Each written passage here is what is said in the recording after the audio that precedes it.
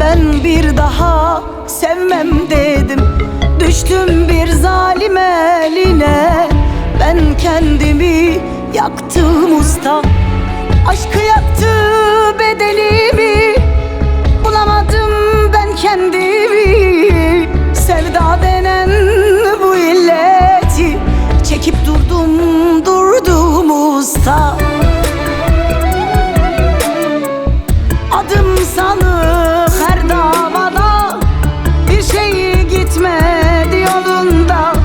Deli gönül hep firarda, kaçtım kurtulmadım usta. Kaçtım kurtulmadım usta. Hep kestiler o cezayı, dar ettiler bu dünyayı. Gurbet ettiler sılayı. Geçtim geçilmedi usta. Geçtim geçilmedi usta.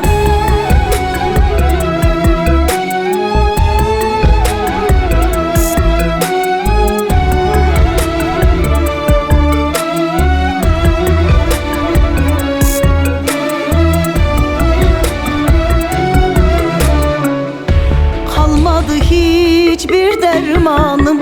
Yaralandı hep sol yanım. Bir şey kaldı o da canım.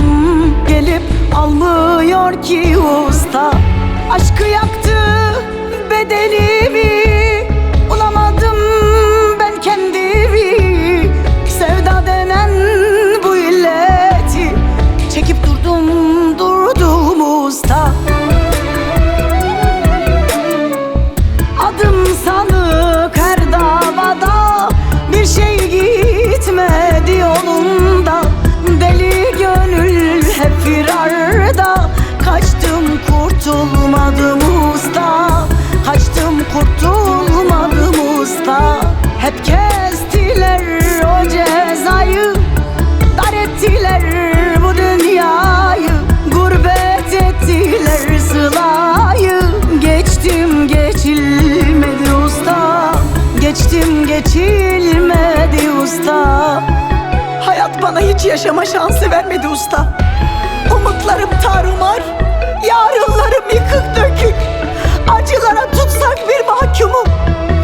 Sarmış beni çilenin tel örgüleri. Kaçamadım, kurtulamadım usta. Adresim karanlık, yollarım çıkmaz.